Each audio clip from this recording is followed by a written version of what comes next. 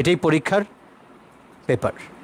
আমলও করতে হবে, সুন্দরও করতে হবে। তাবুকের যুদ্ধের আগে রোমানদের সাথে যুদ্ধ ছিল, কাফেররা ছিল 30,000। তো অনেক কঠিন সময় ছিল। আল্লাহ রসুল বললেন কিছু ফান্ড জমা করো।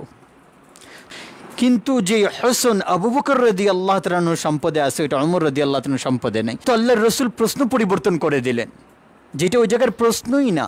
আল্লাহ বললেন আমি এটা দেখতে চাই তোমাদের মধ্যে কে বেশি সুন্দর আমল করে আসে। সুন্দর আমল, মানুষের ভেতরে সৌন্দর্যর একটা কাশিস আছে, একটা আকর্ষণ আছে। হ্যাঁ, আজকে যেরকম বাড়ি বানানো হচ্ছে 50 বছর আগে এমন ছিল না। আজকে যেরকম গাড়ি বানানো হচ্ছে 50 বছর আগে এরকম ছিল না। কারণ মানুষ সৌন্দর্যর পিছনে দৌড়ায়। তো ওইটাকে আল্লাহ তাআলা স্ট্যাটাস বানিয়েছেন, আইয়ুকুম আহসানু আমালা। আমি এটা দেখতে চাই তোমাদের মধ্যে বেশি সুন্দর আমল কে করে আসে। এটা পেপার, এটাই পরীক্ষার পেপার। আমলও করতে হবে, সুন্দরও করতে হবে। তো বেশি নম্বর সে পাবে যার আমল সুন্দর হবে, ওটা কম হোক।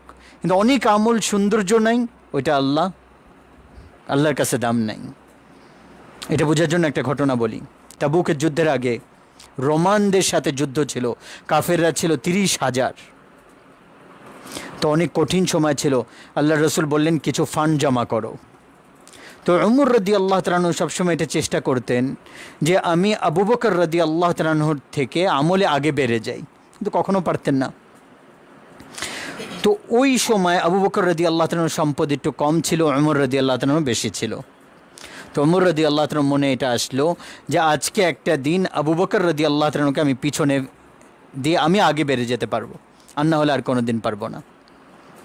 তো উনি নিজের সম্পদের 2 ভাগ করলেন। অর্ধেক বাড়িতে রেখে আসছেন, অর্ধেক আল্লাহ রসুলের কাছে নিয়ে আসলেন। আবু বকর রাদিয়াল্লাহু তাআলা ওই সময় সম্পদ কম ছিল, উনি বাড়িতে যা ছিল সব গাঠি বানায় নিয়ে আসছে। এখন দুইজনের যে চ্যারিটি ওইটা সামনে। হ্যাঁ, আবু বকর রাদিয়াল্লাহু তাআলা এতটুক, ওমর রাদিয়াল্লাহু তাআলা এত বেশি। কিন্তু যে হোসেন আবু বকর রাদিয়াল্লাহু তাআলা সম্পদে আছে, ওইটা ওমর রাদিয়াল্লাহু তাআলা সম্পদে নেই। আবু বকর রাদিয়াল্লাহু তাআলা সব নিয়ে আসছেন, আর ওমর রাদিয়াল্লাহু তাআলা অর্ধেক নিয়ে আসছেন। তো এই জায়গায় এই প্রশ্ন করার কথা ছিল যে আল্লাহ রসুল বলতেন ওমর কতটুকু আনছো? তো উনি বলতেন 10,000, অনেক। আবু বকর তুমি কতটুকু আনছো? বলতেন 1,000। তা আবু বকর রাদিয়াল্লাহু তাআলা হেরে যেতেন, ওমর রাদিয়াল্লাহু তাআলা জিতে যেত। আর প্রশ্ন এইভাবেই করা হয়। কিন্তু আল্লাহর রসুল প্রশ্ন পরিবর্তন করে দিলেন, যেটা ওই জায়গার প্রশ্নই না। মনে করেন কোনো মাদ্রাসায় কেউ যদি কোনো টাকা দিতে যায়, দান করতে যায়, হ্যাঁ, তো বলবে যে দেখেন কত দিবেন, বলে 100, 1,000, 10,000। এটা যে লিখতেছে সে যদি বলে আপনার পিছনে কত টাকা আছে, এটা জিজ্ঞেস করে নাকি? হ্যাঁ, বলে পিছনে কত আছে এটা জিজ্ঞাসা করলে বলবে যেটা দিতেছে এটাও ফেরত দেন, আপনার উদ্দেশ্য খারাপ। পিছনে কত আছে এটা আপনার কি দরকার? কিন্তু কোরবান যায় আমাদের নবীর উপর। আর আল্লাহ তাআলার আবু বকর রাদিয়াল্লাহু তাআলা আনহুকে আগে বাড়াতে চাইতেন, কারণ পেপার যে হচ্ছে না পরীক্ষার, ওইটা বেশির হচ্ছে না, সৌন্দর্যর হচ্ছে, যে কে বেশি সুন্দর আমল করে আসে। তাড়াহুড়া করে 10 রাকাত পড়া থেকে 2 রাকাত সুন্দরভাবে পড়া আল্লাহ তাআলার কাছে বেশি পছন্দনীয়, ঠিক না? তো এখন আমাদের নবীর প্রশ্ন শোনো, যেটা ওই সময় এই প্রশ্ন হওয়ারই কথা না, কিন্তু আল্লাহ রসুল ওই প্রশ্ন করলেন। বললেন ওমর পিছনে কতটুকু রেখে আসছো? মা তারাকতা লি আহলিক অথবা মা খাল্লাফতা।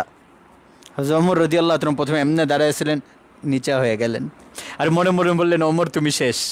প্রশ্ন দিয়ে বুঝে গেলেন ওমর তুমি হেরে গেছো। প্রথমে জোশে দাঁড়াইছিলেন, একদম ঢিলা হয়ে গেলেন।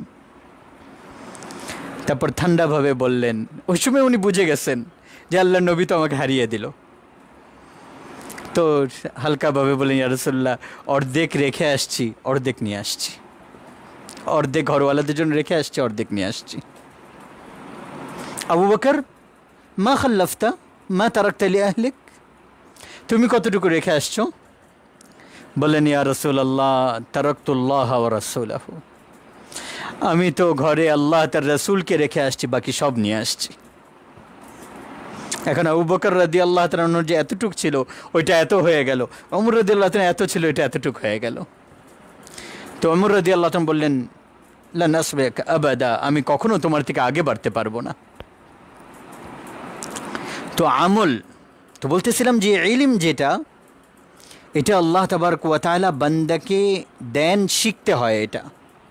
আর ওইটার মধ্যে আমল যদি সাথে থাকবে, দেখো মানুষের মেরাজ ইলম আর তার আমল, টাকা পয়সা না। মানুষের মঞ্জিল, গন্তব্যস্থল সম্পদ না, নাম না, সুনাম না, ইজ্জত না, সম্পদ না, জায়দাদ না, সিংহাসন আর ক্ষমতা না। মানুষত্বর মেরাজ মানুষত্ব, মানুষের মেরাজ মানুষত্ব। যে একটা বাচ্চা, একটা ছেলে, একটা পুরুষ, একটা মহিলা, সে মানুষ বনে চলবে। মানুষকে মানুষত্ব পর্যন্ত পৌঁছানোর যে মাধ্যম, ওইটা হচ্ছে ইলম। ওইটা কি? ওইটা হচ্ছে ইলম। মানুষকে মানুষ টাকা পয়সা বানায় না, মানুষকে মানুষ ধন সম্পদ বানায় না, জায়দাদ, সিংহাসন, বাদশাহী, শক্তি, হ্যাঁ, আগে পিছনে পাহারাদার চলতে থাকবে, আর আমার গাড়ির পিছনে পতাকা থাকবে, সামনে পতাকা থাকবে, এটা দিয়ে একটা মানুষ মানুষ বনতে পারে না। এগুলা দিয়ে মানুষকে মানুষ বানানোর প্রথম জিনিস যেটা, ওটা ইলম।